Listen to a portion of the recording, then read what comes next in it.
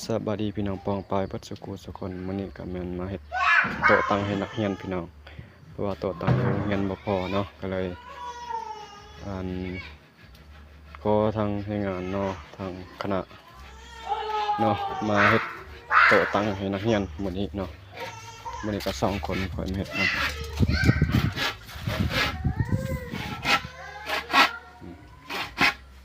ตอนนี้ก็กำลังสิตัด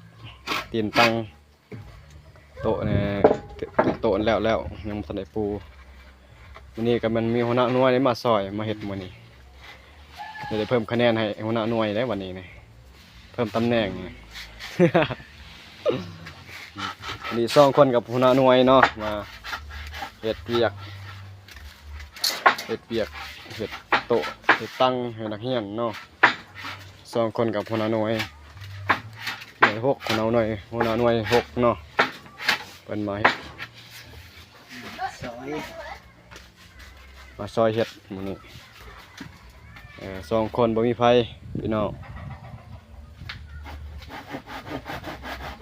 นี่โต๊ะเรียบร้อยโต๊ะยังบ่ทันปูมีแต่ตั้งกำลังตัดอุปกรณ์บ่มีใช้แต่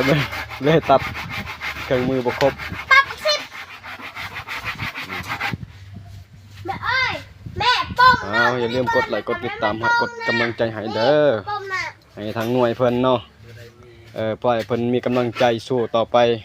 เฮ็ดเวียกร่วมต่อไปเฮ็ดเพื่อลูกเพื่อหลานเพิ่นว่าพี่น้องเนาะเอาเดี๋ยวได้กาให้เพิ่นถึกเลขมื้อแรงจาก400ล้านนี่เนาะ ถึกเลข400ล้านนี่เอิ้นไปเลี้ยงไปกินได้เนาะเพิ่นว่าสิซื้องัวให้กินเพิ่นน่ะคันถึกเลข400ล้านพุ่นน่ะเลข4ล้านในทางบัดถามเพิ่นว่าเคยซื้อเลขบ่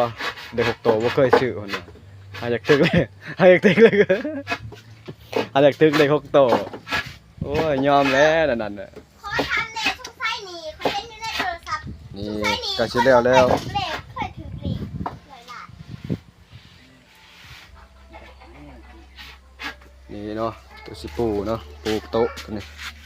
แผ่นปูโต๊ะนี่เนาะ2คนมื้อนี้บ่มีแรงงานพี่น้องเนาะตัดเครื่องมือตัดก็ยากเรื่อยๆก็บ่เข้าพี่น้องไม่ดิบมันบ่เข้าขอขอบใจพี่น้องเนาะที่ติดตามมาตลอด